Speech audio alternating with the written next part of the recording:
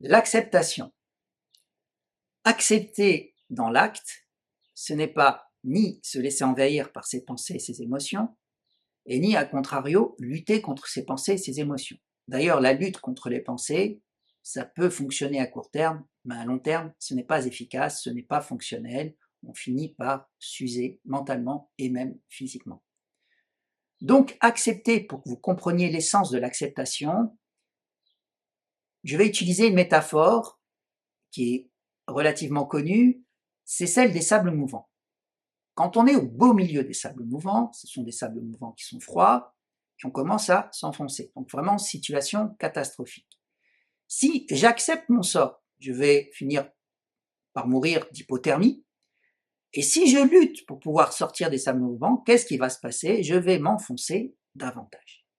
Donc accepter, c'est de se dire, ok, je suis dans une situation de souffrance, une situation délicate, voire même une situation impossible, donc je suis au beau milieu des sables mouvants, j'accepte cette situation-là, mais je vais quand même essayer de trouver une branche pour tirer, de me mettre en position horizontale, petit à petit essayer de m'en sortir.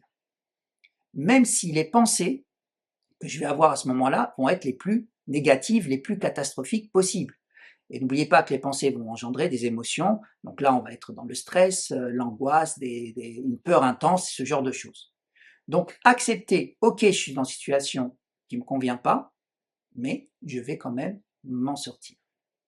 Une petite astuce justement pour s'en sortir, c'est de voir un petit peu ce qui est important pour moi dans la vie. Donc dans le cas des sables mouvants, c'est de rester vivant. Mais on va prendre un exemple un peu moins extrême. Imaginez que je suis agoraphobe, c'est-à-dire que, en gros, dès qu'il y a du monde autour de moi, je me sens pas bien, je commence à transpirer, les pensées, les émotions sont négatives et désagréables. Mais je suis quelqu'un qui aime bien le jogging, qui aime bien courir, et je dois changer ma paire de baskets. Donc je dois aller au centre commercial, dans la boutique de sport, pour acheter ma nouvelle paire de baskets. Alors il est fort probable que je choisisse le moment où j'estime en tout cas qu'il y aura le moins de monde possible, donc en gros hors heure de pointe. J'arrive dans la galerie commerciale, comme je suis agoraphobe, même s'il n'y a pas autant de monde que ça, j'aurai l'impression qu'il y a beaucoup de monde, je vais sentir cette pression, ces craintes, ces angoisses, ce stress, mais j'accepte cette situation-là, ok.